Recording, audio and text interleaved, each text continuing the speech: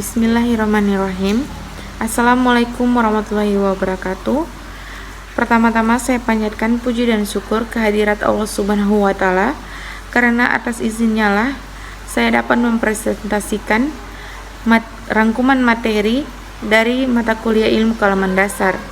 Yang saya hormati Pak Syamsu Riwal selaku dosen mata kuliah Ilmu Kalaman Dasar.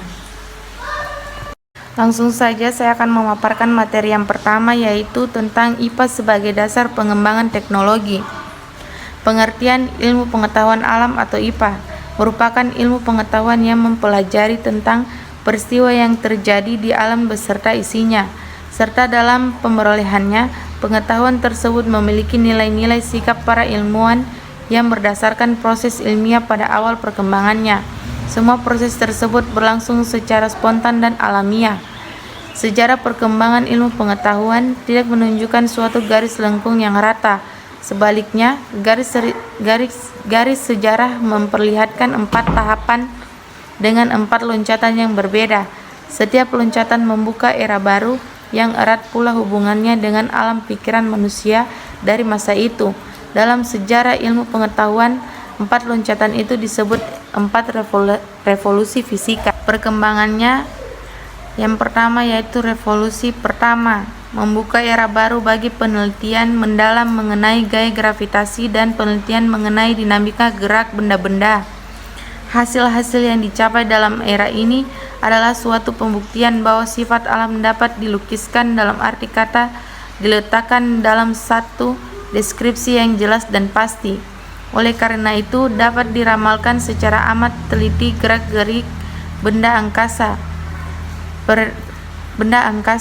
peredaran bintang, munculnya komet dan sebagiannya. Sebagaimana diketahui, era ini dirintis oleh Isaac Newton. Perkembangan selanjutnya menghadirkan nama-nama seperti Bernoulli dan Laplace. Namun demikian, betapapun besarnya hasil-hasil yang dicapai oleh para sarjana, era ini mulai kehilangan momentum menjelang abad ke-19. Revolusi kedua, era ini memutuskan pada sifat-sifat kelistrikan dan kemagnetan benda sebagai keseluruhan. Perkembangan ilmu pengetahuan di era ini dipelopori sarjana-sarjana seperti Faraday, sedangkan deskripsi teoritis mengenai kemagnetan dan kelistrikan dikembangkan oleh Maxwell. Revolusi fisika dari era inilah yang benar-benar menghantarkan manusia ke zaman listrik. Ilmu pengetahuan modern dalam bidang elektronika juga lahir pada era ini. Perkembangan dari era ini banyak sekali mempengaruhi kehidupan manusia modern.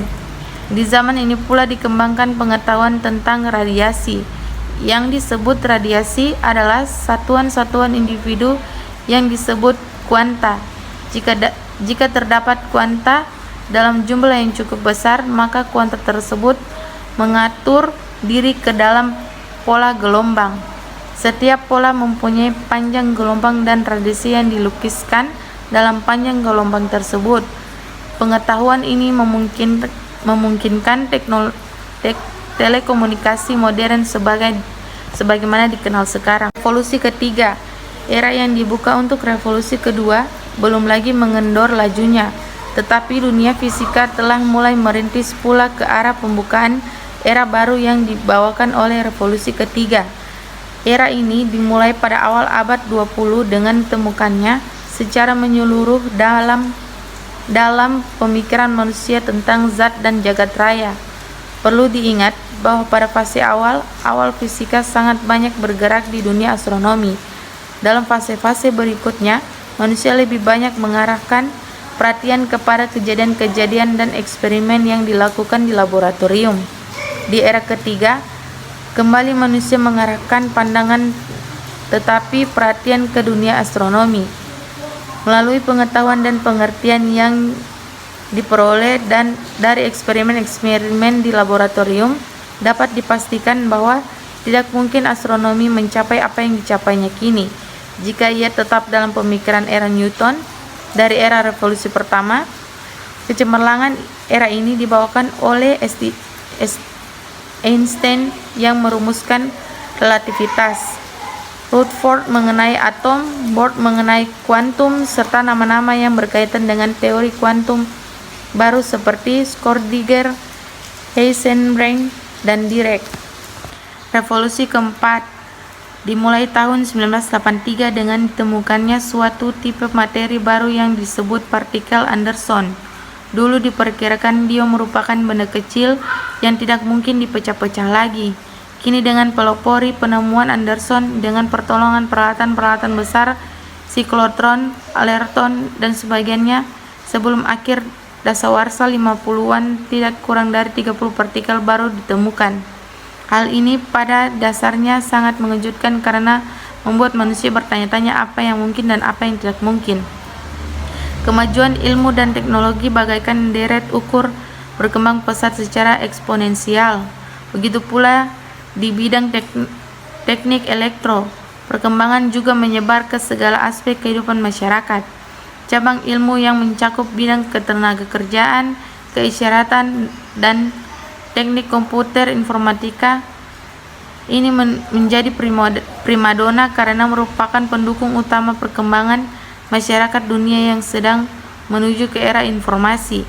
Perkembangan pesat dalam bidang komunikasi dan mekanisme pasar bebas dalam dasawarsa terakhir menuntut peningkatan pola perkembangan yang bersifat alami tersebut menjadi proses yang berpangkal pada upaya bersama yang terancang atau kolektif nasional berusaha keras. Dengan kata lain, perkembangan ilmu pengetahuan dasar dan aplikasinya perlu diarahkan dengan tekad dan nasional atas dasar visi kepentingan dan pertimbangan jangka panjang. Terkaitan IPA dan teknologi. Pada awalnya antara ilmu pengetahuan dan teknologi tidak selalu memiliki kaca. Misalnya dulu manusia membuat perahu untuk membuat perahu dan belum mengenal teknologi membuat perahu. Namun dalam kehidupan manusia dewasa ini tidak dapat terlepas dari ilmu ilmiah dan teknologi dalam berbagai bidang. Misalnya sejak dalam kandungan manusia mendapat perawatan secara medis melalui pemeriksaan berkala di puskesmas atau di BKIA atau Balai Kesehatan Ibu dan Anak. Setelah lahir, anak mendapat vaksinasi untuk memperoleh kekebalan terhadap berbagai macam penyakit atau sering disebut dengan imunisasi. Ilmu kedokteran dan ilmu farmasi atau obat-obatan merupakan cabang dari biologi sebagai ilmu terapan. Pakaian, pensil, jam tangan, atau buku tulis yang kita pakai adalah hasil dari teknologi. Ilmu secara alami memang tidak langsung berperan dalam kehidupan manusia, tetapi antara ilmu murni dan ilmu terapan memiliki keterkaitan yang saling berkaitan erat. Dari konsep atau prinsip ilmu murni dapat dikembangkan ilmu terapan atau teknologi. Begitu juga jadi teknologi atau ilmu terapan memberikan sumbangan penemuan-penemuan pada prinsip yang baru dan seterusnya. Hubungan langsung dan hubungan tidak langsung. Hubungan langsung dengan perkembangannya pengetahuan mengenai inti atom dihasilkan sumber energi baru yang kemudian dijadikan sebagai sumber listrik yang dikenal sebagai pusat listrik tenaga nuklir. Dengan ditemukannya sifat gelombang elektron, penemuan ini dikembangkan dengan pembuatan mikroskop elektron yang memiliki daya penggunaan 20.000 sampai 30.000 kali, sehingga virus dan unsur kimia dapat dilihat dengan jelas. Berkembangnya biologi dalam ilmu kimia yang dapat dimanfaatkan organisme dalam industri seperti industri minuman, yogurt, tempe, dan biogas. Hubungan tidak langsung, misalnya teknologi arsitektur piramid di Mesir, Candi Borobudur, tembok Cina, dan menara Pisa. Pada masa itu ilmu pengetahuan belum begitu maju, salah perhitungan bisa saja terjadi. Selanjutnya materi yang kedua yaitu sejarah peradaban manusia dan perkembangan teknologi. Sejarah dunia adalah sejarah umat manusia di seluruh dunia. Semua daerah di bumi dirunut dari era Paleolitikum atau zaman batu tua. Berbeda dengan sejarah bumi yang mencakup sejarah geologis bumi dan era sebelum keberadaan manusia. Sejarah dunia terdiri dari kajian rekam arkeologi dan catatan tertulis dari zaman kuno hingga saat ini. Pencatatan sejarah dimulai sejak aksara dan sistem tertulis diciptakan, tetapi asal mula peradaban bertolak dari periode sebelum penciptaan tulisan atau zaman prasejarah. Prasejarah dimulai dari Paleolitikum atau zaman batu tua, diikuti dengan Neolitikum atau zaman batu muda, dan revolusi pertanian antara 8.000 sampai 5.000 SM di kawasan Hilal Subur. Revolusi tersebut merupakan titik perubahan besar dalam sejarah umat manusia karena sejak masa itu mereka telah mampu membudidayakan tumbuhan dan hewan. Sejarah dunia lama atau khususnya Eropa dan Mediterania umumnya terbagi menjadi abad kuno yang terhitung dari zaman sebelum 476 Masehi, abad pertengahan dari abad ke-5 hingga abad ke-15 meliputi zaman kejayaan Islam atau sekitar 750 Masehi hingga sekitar 1258 Masehi, dan zaman Renaissance Eropa awal atau bermula sekitar 1300 Masehi.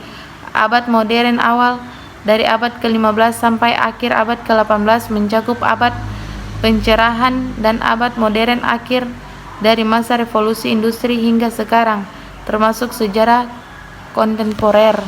Selanjutnya, kemunculan manusia purba dibagi menjadi 3. Yang pertama yaitu Homo sapiens sejak 195.000 tahun yang lalu.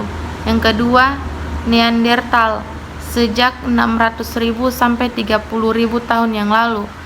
Dan yang ketiga, hominid purba 2,5 sampai 0,6 juta tahun yang lalu.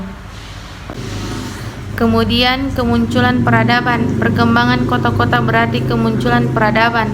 Peradaban awal muncul pertama kali di Mesopotamia Hulu 3.500 sebelum Masehi, diikuti dengan peradaban Mesir di sepanjang Sungai Nil 3.300 sebelum Masehi, dan peradaban Harappa di lembah Sungai Indus pada masa kini merupakan wilayah Pakistan 3.300 sebelum Masehi. Masyarakat tersebut mengembangkan sejumlah karakteristik yang sama, misalnya pemerintahan pusat, struktur sosial dan perekonomian yang kompleks, sistem tertulis dan bahasa yang canggih, dan agama serta budaya yang khas. Aksara merupakan perkembangan penting lainnya dalam perkembangan sejarah manusia karena mendukung administrasi kota-kota dan membuat pengungkapan gagasan menjadi lebih mudah. Peran teknologi dalam peradaban manusia dibagi menjadi 4. Yang pertama, menetapkan strategi pengembangan ilmu pengetahuan dan teknologi agar sesuai dengan nilai-nilai budaya yang dijunjung oleh nenek moyang selama ini. Yang kedua, dalam mengembangkan ilmu pengetahuan dan teknologi perlu diikutsertakan peran agama yang mendukung nilai-nilai moralitas. Yang ketiga, mengembangkan ilmu pengetahuan dan teknologi.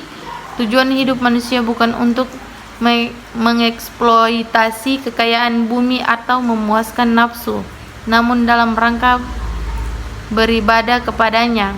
Keempat, ilmu pengetahuan dan teknologi bukan dijadikan sebagai tujuan hidup manusia, karena semua hanyalah kebudayaan atau saran manusia untuk mencapai tujuan hidup yang sejati, yaitu peradaban yang berada dalam kebahagiaan dan ketentraman hidup.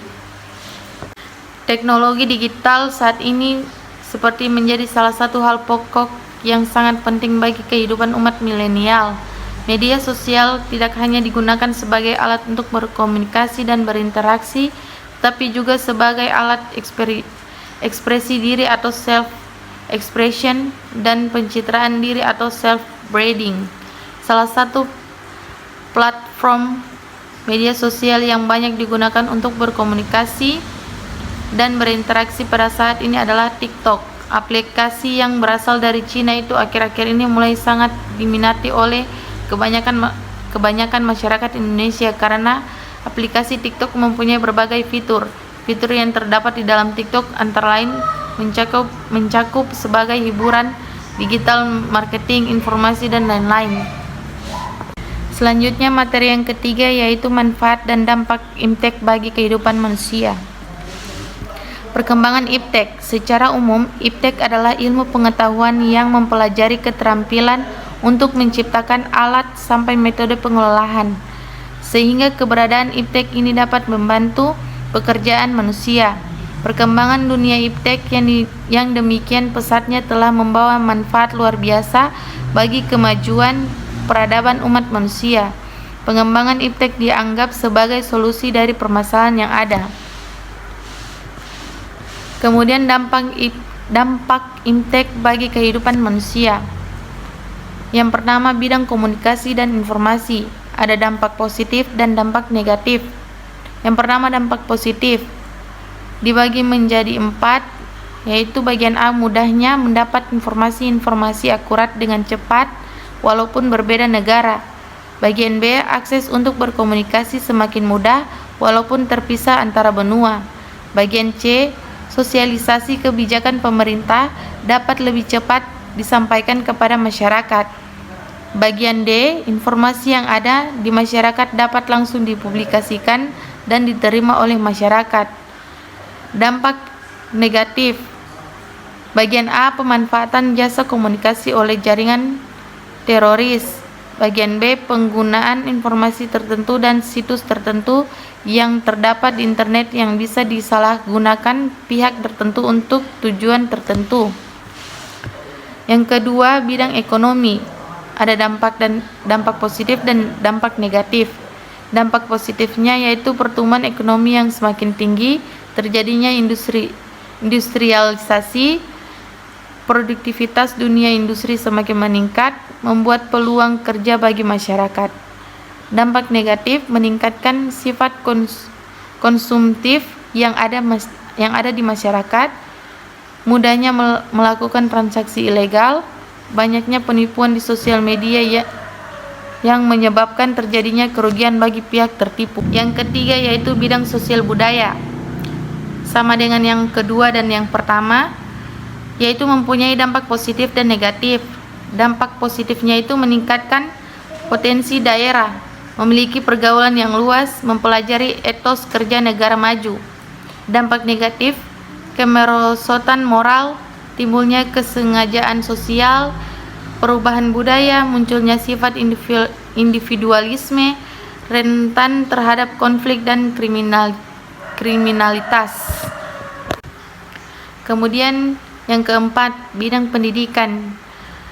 Dampak positifnya yaitu munculnya media massa, khususnya media elektronik sebagai sumber ilmu dan pusat pendidikan. Munculnya metode-metode pembelajaran yang baru yang memudahkan siswa dan guru dalam proses pembelajaran. Munculnya inovasi baru dalam mengakses dunia pendidikan. Dunia pendidikan lebih mudah dilaksanakan dalam kondisi apapun. Dampak negatif, pelajar lebih sering bermain handphone, pelajar lebih sering mencari jawaban instan, mudahnya budaya asing masuk ke dalam kehidupan pelajar sehari-hari, memunculkan aktivitas kejahatan terhadap para pelajar. Yang kelima, bidang politik. Dampak positifnya adalah meningkatnya kualitas dan kuantitas partisipasi politik masyarakat, berkembangnya demokrasi dan kebebasan berpendapat, lebih mudah untuk memperluas kerjasama antara dua pihak atau lebih, munculnya partai-partai politik yang baru, adanya peran besar masyarakat dalam melakukan pengembangan pemerintahan. Dampak negatifnya, terganggunya stabilitas politik karena banyaknya isu hoaks di masyarakat, adanya gerakan terorisme, munculnya sikap westernisasi yaitu gaya hidup yang berorientasi kepada budaya barat. Kemajuan iptek dapat mempengaruhi masyarakat Indonesia untuk berpaling dari ideologi Pancasila. Yang keenam, bidang hukum, pertahanan, dan keamanan. Dampak positifnya, yang pertama, semakin meningkatnya teknologi persenjataan negara. Yang kedua, mencegah terjadinya serangan-serangan dari pihak yang ingin memecah kesatuan negara. Yang ketiga, cepatnya penyampaian informasi sehingga dapat lebih cepat mengambil keputusan. Yang keempat, mudahnya mendapatkan informasi untuk semakin menjaga pertahanan negara. Yang kelima, pemerolehan anggota militer yang mumpuni dengan adanya teknologi informasi. Dampak negatif. Yang pertama, munculnya sikap anarkis dari masyarakat. Yang kedua, berkurangnya kesadaran masyarakat dalam menjaga pertahanan dan keamanan negara. Yang ketiga, penyalahgunaan satelit oleh para terorisme. Yang keempat, terganggunya stabilitas nasional. Yang kelima, terjalin dengan mudahnya komunikasi antara sesama teroris di suatu negara. Selanjutnya, materi yang keempat yaitu IPA dan teknologi masa depan. Pencarian sumber daya alam non-konvensional. Pencarian sumber daya alam non-konvensional yang hangat pada saat ini adalah pemanfaatan energi matahari, energi panas bumi, energi angin, dan energi biogas. Yang pertama yaitu energi matahari. Pemanfaatan energi matahari sebenarnya telah kita lakukan misalnya untuk mengeringkan jemuran. Namun, masalah yang kita hadapi sekarang ialah energi pengganti minyak bumi. Maka yang harus dipikirkan adalah bagaimana memanfaatkan energi matahari itu sehingga dapat menggerakkan mesin di pabrik-pabrik, kereta api, mobil, dan sebagainya. Kita harus dapat mencari teknik mengubah energi matahari menjadi bentuk energi listrik. Listrik dapat timbul dari cahaya matahari bila energi matahari itu dapat mempengaruhi atom. Atom itu terdiri dari inti atom dan kulit atom. Teori atom yaitu bahwa jumlah elektron dalam sebuah atom sama dengan jumlah protonnya sehingga atom itu bermuatan listrik netral. Dalam keadaan kurang stabil, terdapat kecenderungan atom untuk mengeluarkan elektron sehingga jumlah muatan negatifnya berkurang. Maka atom menjadi bermuatan positif.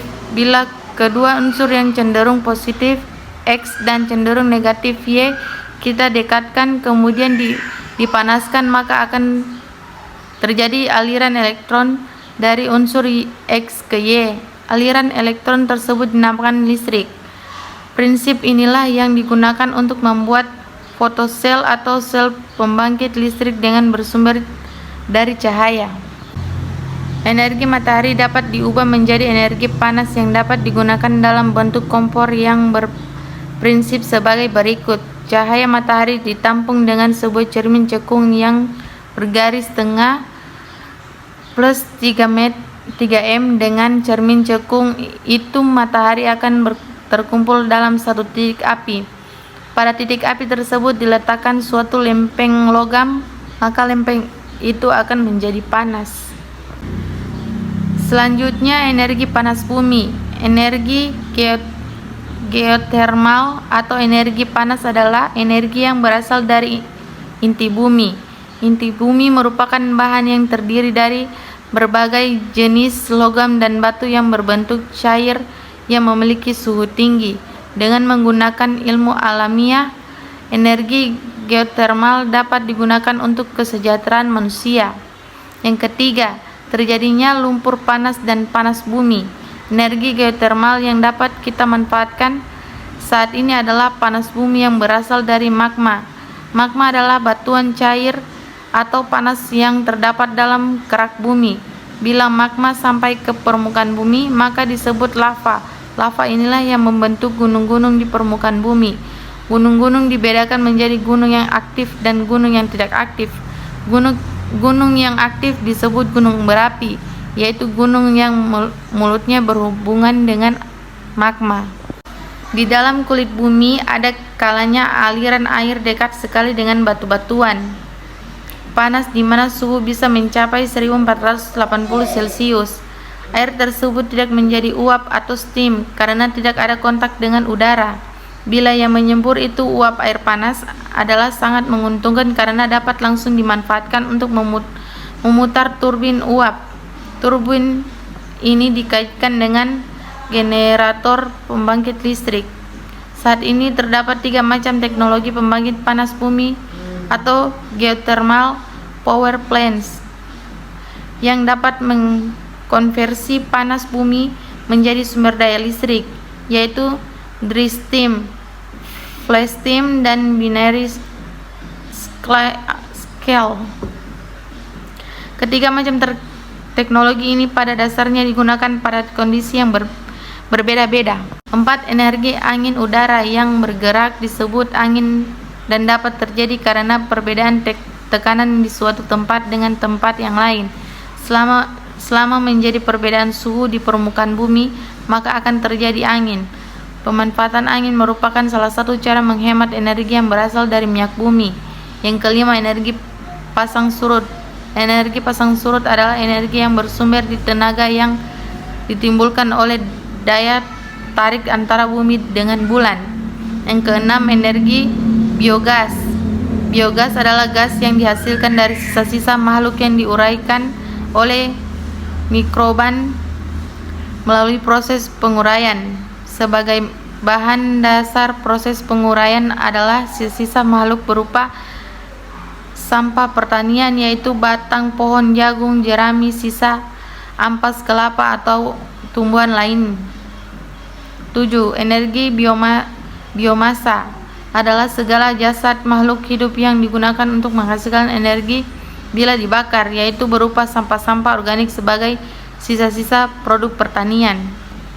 Pemanfaatan energi biomasa. Secara umum, teknologi konversi biomasa menjadi bahan bakar dapat dibedakan menjadi 3, yaitu pembakaran langsung, konversi termokimiawi, dan konversi biokimiawi. Perkembangan langsung merupakan teknologi yang paling sederhana karena pada umumnya biomasa telah dapat langsung dibakar. Beberapa biomasa perlu dikeringkan terlebih dahulu dan didensifikasi untuk kepraktisan dalam penggunaan. Konversi termokimiawi merupakan teknologi yang memerlukan perlakuan termal untuk memicu terjadinya reaksi kimia dalam menghasilkan bahan bakar. Sedangkan konversi biokimiawi merupakan teknologi konversi yang menggunakan bantuan mikroba dalam menghasilkan bahan bakar. Usaha manusia untuk melestarikan eksistensinya dibagi menjadi 3, yaitu yang pertama, pemanfaatan biogas seperti eceng gondok, kotoran sapi sebagai pengganti gas LPG. 2. Pemanfaatan buah jarak sebagai pengganti minyak tanah. Yang ketiga, back to nature seperti obat-obatan, bahan makanan, dan lain sebagainya. Materi yang kelima yaitu perkembangan teknologi bioteknologi. Pengertian bioteknologi adalah terapan biologi yang melibatkan disiplin ilmu mikrobiologi, biokimia, genetik, dan biologi molekuler. Bioteknologi pemanfaatan sistem kehidupan dan organisme untuk mengembangkan atau membuat produk baru dengan memanfaatkan makhluk hidup atau hasil turunannya untuk menghasilkan atau memodifikasi produk atau proses untuk penggunaan tertentu. Bioteknologi secara holistik adalah suatu proses yang unsur-unsurnya sebagai berikut. Input yaitu bahan kasar atau raw material yang akan diolah seperti beras, anggur, susu, dan sebagainya. Proses yaitu mekanisme pengelolaan yang meliputi proses penguraian atau penyusunan olah agen hayati. Output yaitu produk baik berupa barang dan jasa seperti alkohol, enzim, antibiotik, hormon, dan pengolahan limbah. Selanjutnya, perkembangan dapat digolongkan menjadi 3 periode. Yang pertama, periode bioteknologi tradisional. Pada tahun 6000 sebelum Masehi ditandai dengan penggunaan mikroba atau fermentasi untuk pengolahan atau pengawetan makanan dan minuman. Periode ini berlangsung sebelum tahun 1800 Masehi, diawali dengan pembuatan bir berbahan dasar ragi yang dilakukan oleh masyarakat Babilonia. Terdapat pula makanan dan minuman yang diolah melalui proses fermentasi, contohnya roti, tempe, tape, sake, oncom, dan kecap. Namun, masyarakat zaman dahulu sebelum mengenal istilah bioteknologi karena tidak ada ilmu yang menjelaskan tentang hal tersebut. Yang kedua, periode bioteknologi ilmiah. Pada tahun 1800 sebelum Masehi sampai dengan pertengahan abad ke-19, manusia mulai menyadari bahwa proses fermentasi tidak terjadi begitu saja. Berbekal rasa ingin tahu, mereka melakukan penelitian dengan menggunakan prinsip-prinsip ilmiah. Hasilnya berupa penemuan enzim dan ekstra ragi yang dapat mengubah gula menjadi alkohol. Pada periode ini hasil bioteknologi tidak hanya makanan melainkan juga obat-obatan seperti antibiotik dan penisilin. Yang ketiga, periode bioteknologi modern atau setelah Perang Dunia Kedua sampai dengan sekarang. Bioteknologi modern diawali dengan penemuan enzim endonuklease retriksi. Enzim ini memungkinkan kita untuk memotong dan menyiapkan DNA ke makhluk hidup. Kemudian perkembangan bioteknologi di Indonesia. Perkembangan bioteknologi di Indonesia telah berkembang sejak lama, misalnya pembuatan keju, tempe, oncom, dan lain sebagainya. Namun bioteknologi modern baru berkembang pada tahun 1985 ketika Menteri Pendidikan dan Kebudayaan yang mengizinkan munculnya program bioteknologi seperti bioteknologi pertanian IPB, bioteknologi kesehatan di UGM, dan bioteknologi industri di ITB Bandung. Perkembangan bioteknologi tidak terlepas dari peran pemerintah sebagai penyediaan dana penelitian untuk meningkatkan pengetahuan, kualitas, dan kemajuan bioteknologi di Indonesia. Sumber dana untuk penelitian di Indonesia selain dari pemerintah, pihak swasta atau lembaga-lembaga donor nasional maupun internasional dan individu juga berperan dalam pengembangan bioteknologi di Indonesia.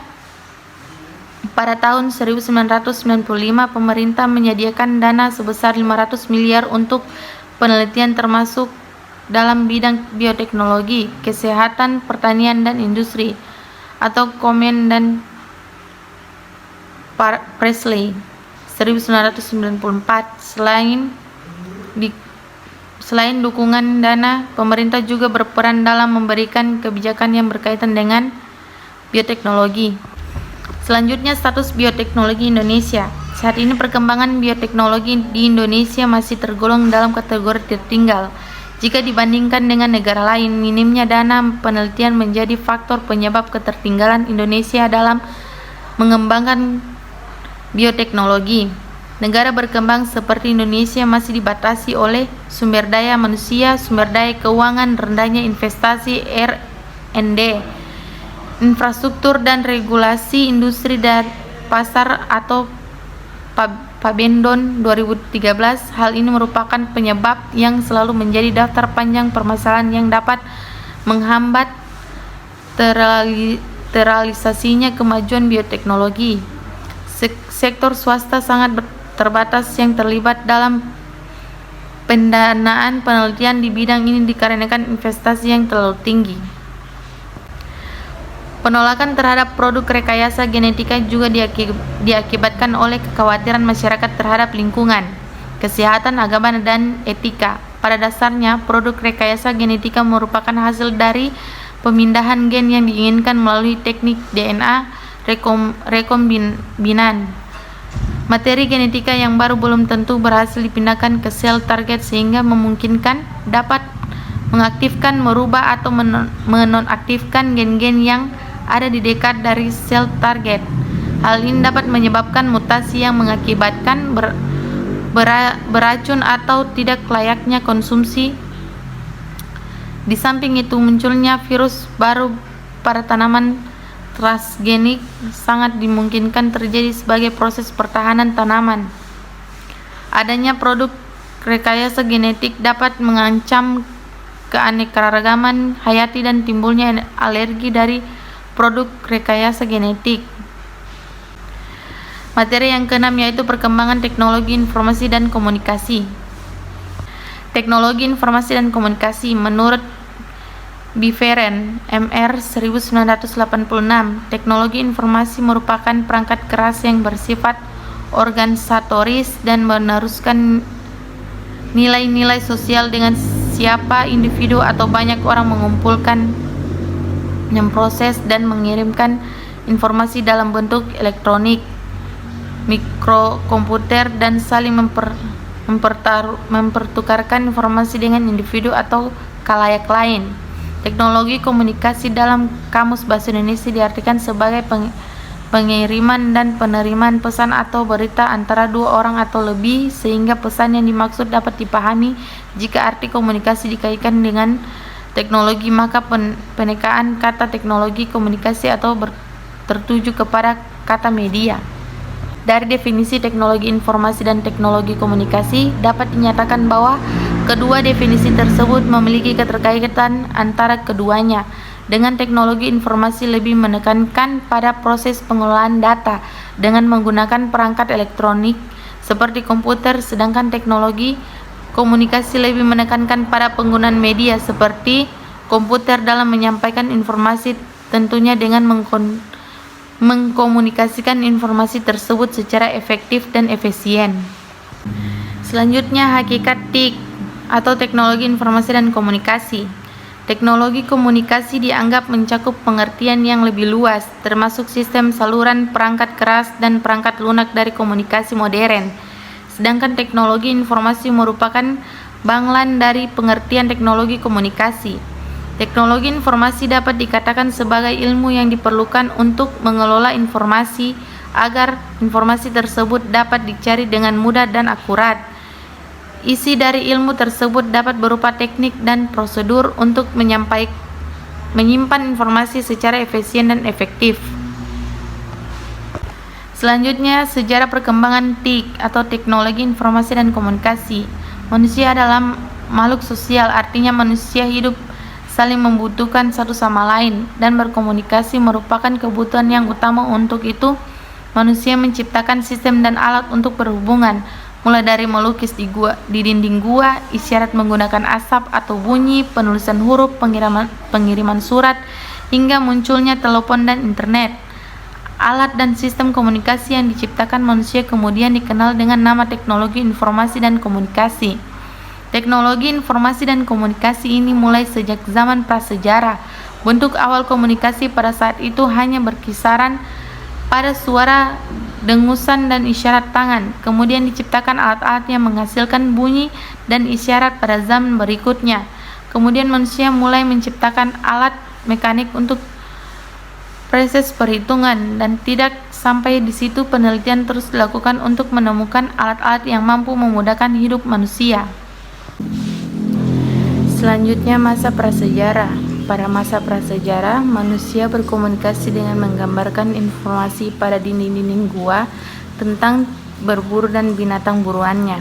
Manusia mulai mengenal berbagai benda yang ada di sekitarnya dan melukiskan benda tersebut pada dinding-dinding gua untuk mewakilinya. Kemampuan bahasa mereka saat itu pun hanya terbatas pada dengusan, bahasa isyarat, dan gerakan tangan. Perkembangan selanjutnya adalah diciptakan dan digunakannya alat-alat yang menghasilkan bunyi dan isyarat, seperti gendang, trompet yang dibuat dari tanduk binatang, isyarat asap seperti alat pemberitahuan peringatan terhadap bahaya. Masa sejarah. Perkembangan cara berkomunikasi semakin maju pada saat sejarah, mulai dari ditemukannya abjad fonetik, kertas sebagai media menulis, sampai pada cara mencetak buku. Salah satunya perkembangan TIC masa sejarah adalah pada tahun 305 Masehi, yaitu bangsa Cina yang menciptakan mesin cetak pertama yang terbuat dari lempengan kayu ukir. Sistem percetakan dilakukan dengan menggunakan blok kayu yang ditore dan dilumuri oleh tinta. Selanjutnya adalah masa modern. Pada masa ini terjadi kemajuan yang cukup berarti pada perkembangan teknologi informasi dan komunikasi. Pada tahun 1830 Masehi, Auguste Ledibiro menuliskan program komputer yang pertama bekerja sama dengan Charles Babbage menggunakan ide mesin analytical. Peralatan didesain untuk mampu memasukkan data, mengolah data, dan menghasilkan bentuk keluaran dalam sebuah kartu. Mesin ini dikenal sebagai bentuk komputer digital yang pertama, walaupun cara kerjanya lebih bersifat mekanis daripada bersifat digital. Pada tahun 1837 Samuel Morse mengembangkan telegraf dan kode Morse bersama Sri William Cook dan Sri Charles Waddington yang dikirim secara elektronik pada jarak jauh menggunakan kabel. Informasi mampu dikirim dan diterima pada waktu yang hampir bersamaan. Penemuan ini memungkinkan informasi dapat disebarluaskan tanpa dirintang oleh jarak dan waktu. Selain itu, pada tahun 1876 Thomas Edison telepon pertama di dunia, sedangkan Melvin Dewey menciptakan sistem pencatatan katalog buku untuk perpustakaan yang digunakan, menemukan mesin fotokopi pertama yang biasanya disebut mimeograf. Pada tahun yang sama, Alexander Graham Bell menciptakan di seluruh dunia bersama sistem desimal. Dewey, pesawat televisi pertama di dunia diciptakan oleh Vladimir Kosma Zworykin pada tahun 1923 dan perkembangan TIK yang paling mengguncang dunia adalah mulai beroperasinya penyediaan jasa pencairan informasi secara gratis yang terbesar di dunia, yaitu Google.com. Di tahun 1999, Google mulai beroperasi dari Amerika dan menjangkau semua negara di dunia. Perusahaan telepon Indonesia Telkom mulai memasarkan jaringan internet bernama Telkomsel Instan. Teknologi informasi dan komunikasi sampai saat ini terus berkembang pesat seiring dengan penemuan dan pengembangan ilmu pengetahuan, mulai dari sistem komunikasi sampai alat komunikasi yang searah maupun dua arah atau interaktif. Selanjutnya, perkembangan TIK dalam pendidikan. Peran TIK dalam pendidikan.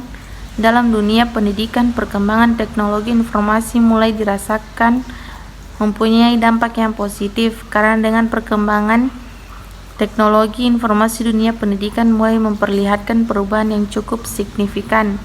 Adapun dampak negatifnya yaitu: 1. Kemajuan TIK juga akan semakin mempermudah terjadinya pelanggaran terhadap hak atas kekayaan intelektual atau haki, karena semakin mudahnya mengakses data menyebabkan orang yang bersifat plagiatis akan melakukan kecurangan. Yang kedua, walaupun sistem administrasi suatu lembaga pendidikan bagaikan sebuah sistem tanpa celah, akan tetapi jika terjadi suatu kecerobohan dalam menjalankan sistem tersebut akan berakibat fatal. Yang ketiga, salah satu dampak negatif televisi adalah melatih anak untuk berpikir pendek dan berkonsentrasi dalam waktu yang singkat, short span of attention. Adapun dampak positifnya yaitu: yang pertama, informasi makin cepat dan mudah diakses. Yang kedua, inovasi dalam pembelajaran semakin berkembang dengan adanya inovasi e-learning. Yang ketiga, kemajuan teknologi informasi juga akan memungkinkan berkembangnya kelas virtual atau kelas yang berbasis telekonferensi. Yang keempat, sistem administrasi pada sebuah lembaga pendidikan akan semakin mudah dan lancar karena penerapan sistem teknologi informasi. Perkembangan teknologi komunikasi tidak dapat dilepaskan dari suatu konteks perubahan masyarakat dalam arti luas.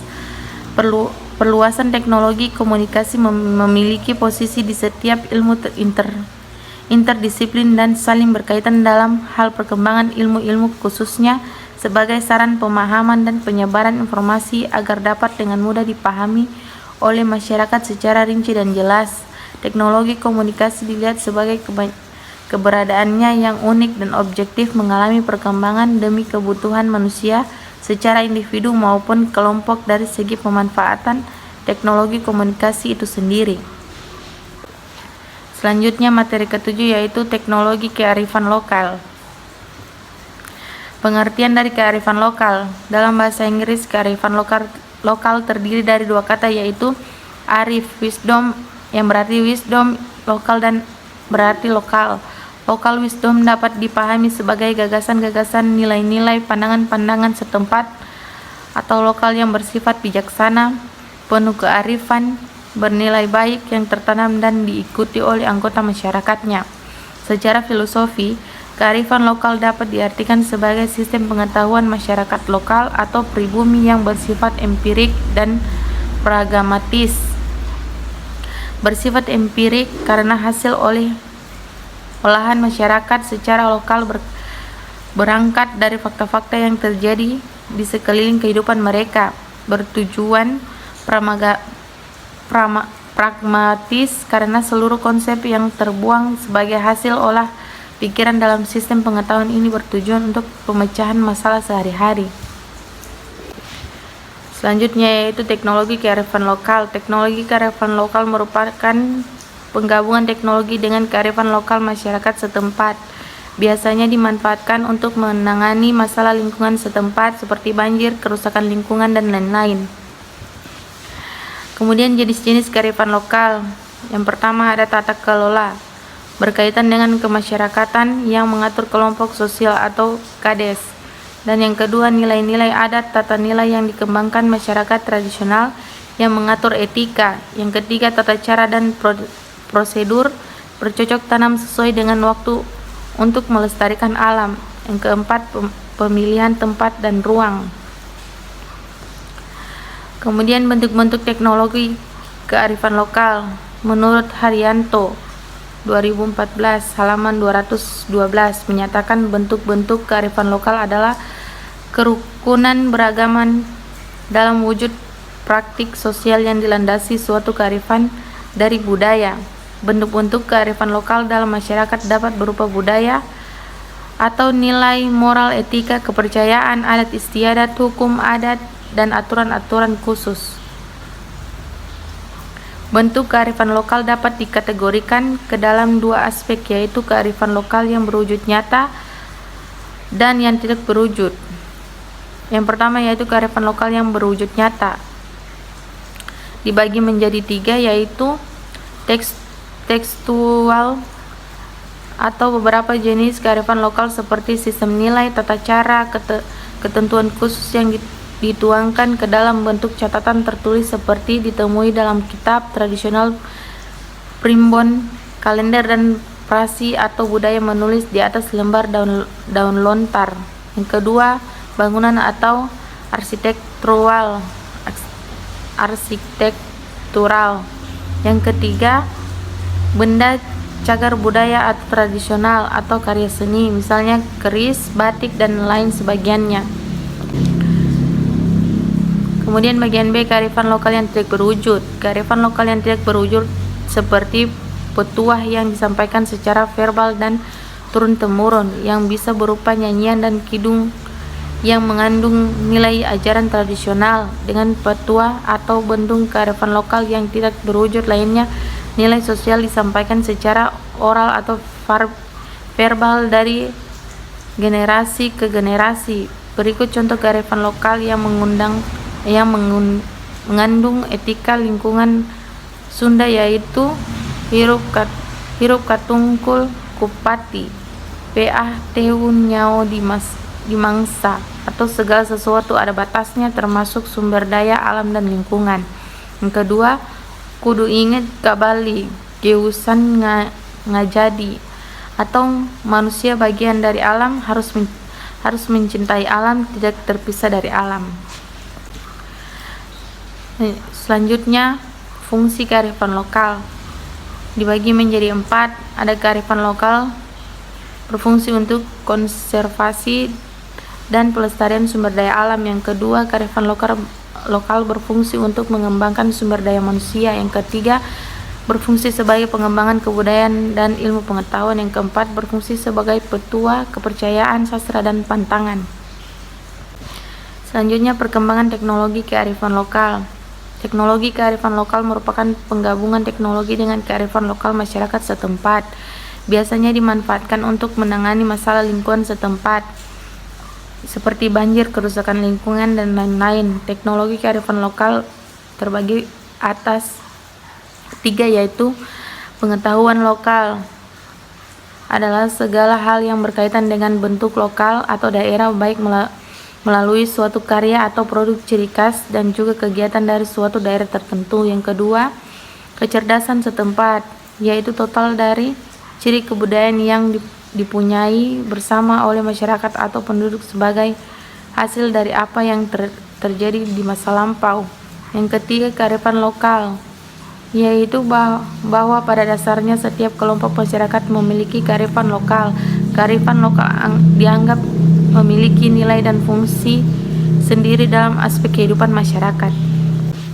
Contoh kearifan lokal. Contoh kearifan lokal masyarakat Indonesia yang memiliki dampak positif.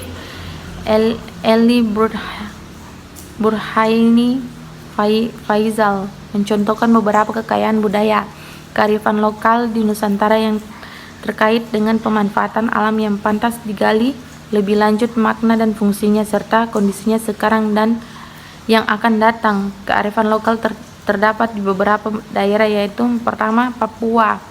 Terdapat kepercayaan Te Aro Newaek Lako atau alam adalah aku. Gunung Erzberg dan Grasberg disebut sebagai kepala mama. Tanah dianggap sebagai dari hidup manusia. Dengan demikian maka pemanfaatan sumber daya alam secara hati-hati. Yang kedua, Serawai Bengkulu. Terdapat keyakinan Celako Kumali. Kelestarian lingkungan terwujud dari kuatnya keyakinan ini, yaitu tata nilai tabu dalam berladang dan tradisi tanam tanjak.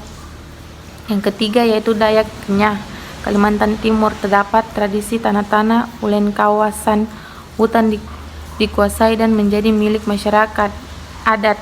Pengelolaan tanah diatur dan dilindungi oleh aturan adat. Bali dan Lombok, masyarakat mempunyai awing-awing. Berikut adalah materi ke-8, yaitu isu lingkungan global.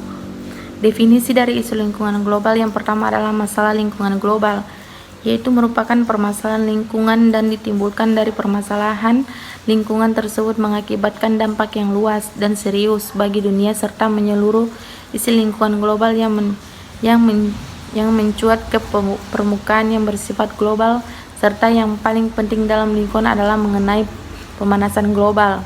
Yang kedua adalah pemanasan global, yaitu pemanasan atau yang sering kita sebut global warming adalah adanya proses peningkatan suhu rata-rata atmosfer, laut, dan daratan bumi. Pemanasan global atau global warming menjadi isu global mutakhir terakhir lingkungan hidup, di mana pencemaran dan pengrusakan terhadap lingkungan dianggap sebagai faktor penyebab hilangnya sifat kealamian bumi akibat pemanasan global. Dunia pun menyadari untuk melakukan upaya keras meningkatkan semakin terancamnya eksistensi kehidupan. Kemudian masalah lingkungan global, yaitu efek rumah kaca. Penyebab efek rumah kaca, yaitu efek rumah kaca disebabkan karena meningkatnya konsentrasi gas karbon dioksida atau CO2 dan gas-gas lainnya di atmosfer. Meningkatnya konsentrasi gas CO2 ini disebabkan oleh banyaknya pembakaran bahan bakar minyak, batu bara, dan bahan bakar organik lainnya yang melebihi kemampuan tumbuh-tumbuhan dan laut untuk menyerapnya. Energi yang masuk ke bumi 25% dipantulkan oleh awan atau partikel lain di atmosfer. 25% diserap awan, 45% diserapkan permukaan bumi, 10% dipantulkan kembali oleh permukaan bumi. Kemudian dampak dari rumah kaca, yaitu dampak dari rumah kaca meningkatkan suhu permukaan bumi akan mengakibatkan adanya perubahan iklim yang sangat ekstrim di bumi. Hal ini dapat mengakibatkan terganggunya hutan dan ekosistem lainnya, sehingga mengurangi kemampuan untuk menyerap karbon dioksida di atmosfer. Pemanasan global mengakibatkan mencairnya gunung-gunung es di daerah kutub yang dapat menimbulkan naiknya permukaan air laut. Efek rumah kaca juga akan mengakibatkan meningkatnya suhu air laut sehingga berakibat kepada beberapa pulau kecil tenggelam di negara kepulauan yang membawa dampak perubahan yang sangat besar. Kaca ada 3. Yang pertama, tidak membakar sampah plastik maupun daun. Yang kedua, mengurangi emisi gas polutan seperti CO2 atau karbon dioksida yang muncul akibat pembakaran. Yang ketiga, membudayakan jalan kaki untuk mengurangi emisi gas kendaraan. Kemudian ada global warming. Penyebab dari global warming ini adalah kenaikan suhu permukaan bumi yang disebabkan oleh peningkatan keluaran gas rumah kaca seperti karbon dioksida, metana, dinitrooksida yang menyebabkan lapisan ozon semakin menipis sehingga radiasi matahari semakin terasa di bumi. Dampak dari global warming ini adalah peningkatan permukaan laut, mencairnya es yang berada di kutub utara dan kutub selatan bumi, banyaknya daratan yang tenggelam, iklim mulai tidak stabil, produksi pertanian menjadi menurun, dampak sosial, ekonomi, dan politik, topan siklon tropis, berkurangnya sumber daya air, menipisnya lapisan ozon, terjadinya perubahan pola hidup binatang dan juga tumbuhan, krisis energi, pengaruh terhadap kesehatan manusia.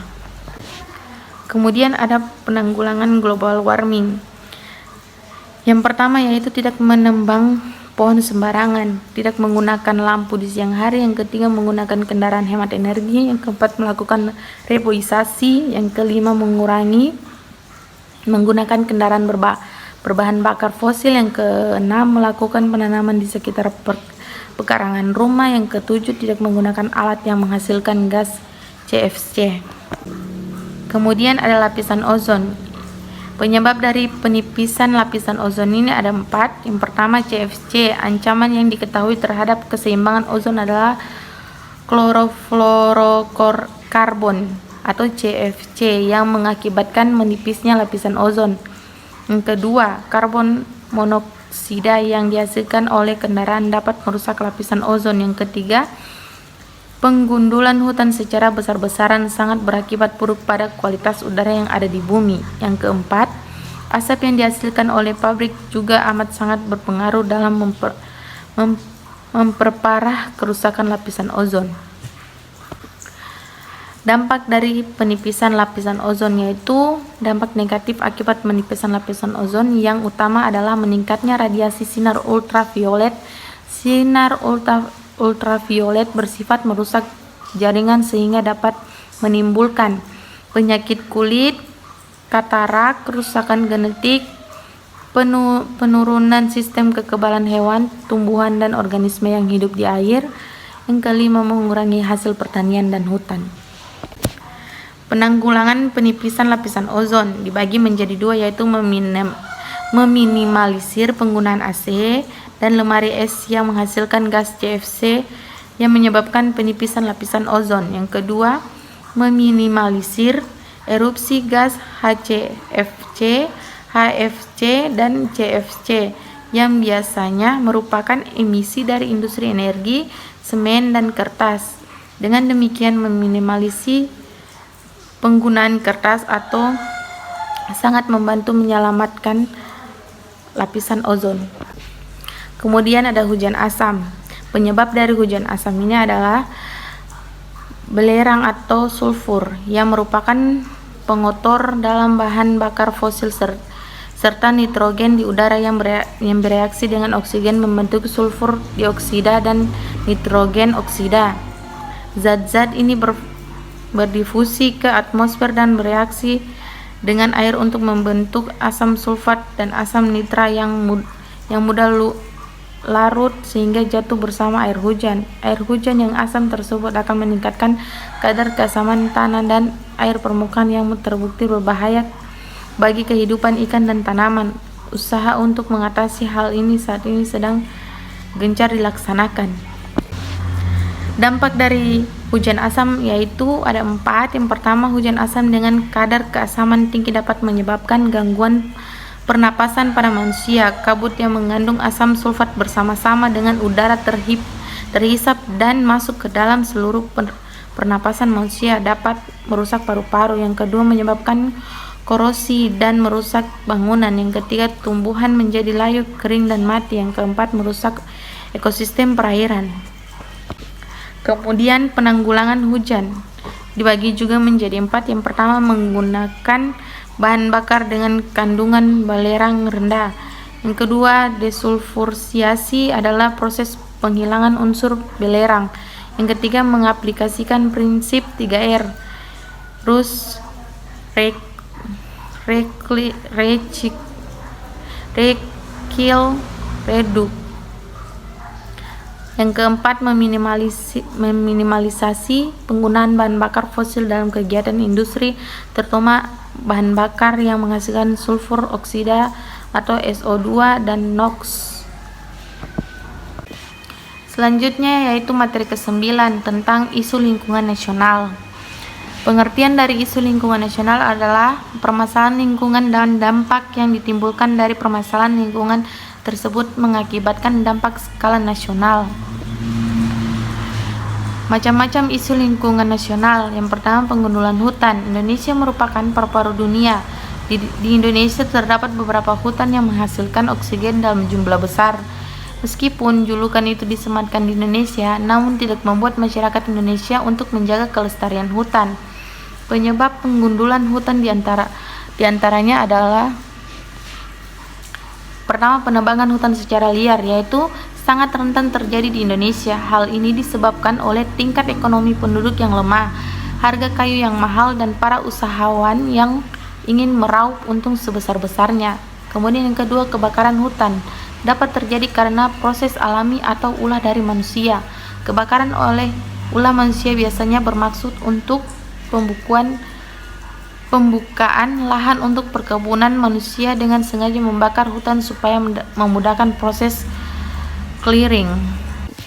Selanjutnya yaitu sampah. Manusia sebagai konsumen setiap harinya menghasilkan sampah atau limbah. Limbah yang dihasilkan berupa organik dan anorganik. Sampah anorganik dihasilkan dari rumah tangga maupun industri.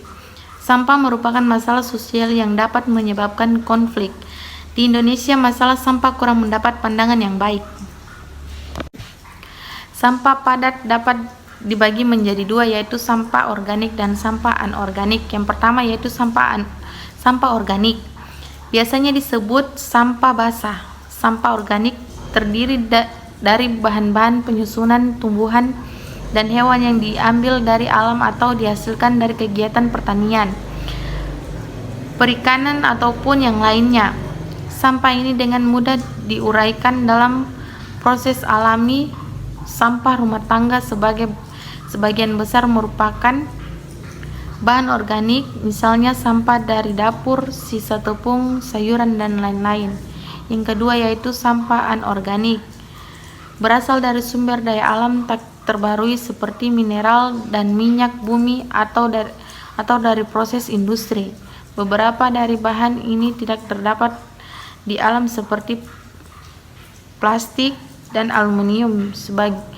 Sebagai zat organik secara keseluruhan tidak dapat diuraikan oleh alam, sedang sebagian lainnya hanya dapat diuraikan dalam waktu yang sangat lama. Kemudian dampak terhadap kesehatan. Potensi bahaya kesehatan yang dapat ditimbulkan oleh penyakit diare, kolera, tifus. Dampak terhadap lingkungan yaitu pengurangan sampah yang dibuang ke dalam air akan menghasilkan asam organik dan gas cair organik seperti metana. Terus dampak terhadap sosial dan ekonomi. Pemandangan yang buruk, dampak negatif terhadap para wisatawan, rendahnya tingkat kesehatan masyarakat menyebabkan banjir. Kemudian banjir merupakan suatu peristiwa terbenamnya daratan atau yang pada keadaan normal kering karena meningkatnya volume air. Banjir dapat disebabkan beberapa hal, diantaranya akibat pemanasan global, yaitu dapat meningkatkan permukaan air laut sehingga beberapa daerah di pesisir pantai akan terkena luapan air tersebut. Kemudian banjir lumpur panas di Sidoarjo. Banjir lumpur panas di Sidoarjo merupakan peristiwa menyemburnya lumpur panas di lokasi pengoboran PT Lapindo Brantas sejak tanggal 27 Mei 2006. Banjir lumpur panas tersebut terus meningkat dan penyebab utama semburan tersebut belum jelas. Semburan tersebut menyebabkan tergenangnya kawasan pemukiman, pertanian, dan perindustrian. Kemudian pencemaran minyak lepas pantai, hasil eksploitasi minyak bumi diangkut oleh kapal tanker ke tempat pengolahan minyak bumi. Pencemaran minyak bumi di lepas pantai biasanya diakibatkan oleh sistem penampungan yang bocor atau kapal tenggelamnya menyebabkan lepasnya crude oil ke badan perairan atau laut lepas. Selanjutnya yaitu reklamasi.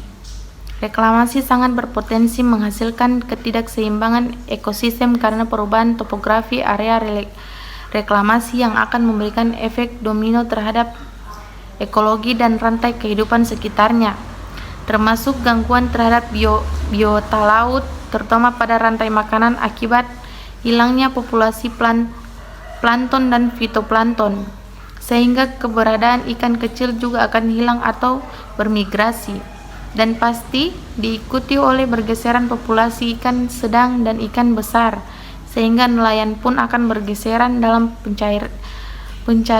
pencarian lokasi tangkap. Kemudian ada pencemaran limbah industri. Pencemaran terjadi akibat pengolahan limbah industri yang tidak baik dan benar. Dampak dari pencemaran adalah gangguan kesehatan, penurunan kualitas lingkungan, dan dapat menurunkan produktivitas. Dampak dari pencemaran limbah industri ini bisa berskala nasional karena pencemaran bisa terjadi pada perairan mengalir atau udara, sehingga dampaknya tidak hanya satu daerah tetapi dirasakan oleh daerah lainnya. Itulah pemaparan materi dari rangkuman hasil mata kuliah ilmu kealaman dasar. Lebih dan kurangnya saya mohon maaf. Wabillahi taufiq wal hidayah. Wassalamualaikum warahmatullahi wabarakatuh.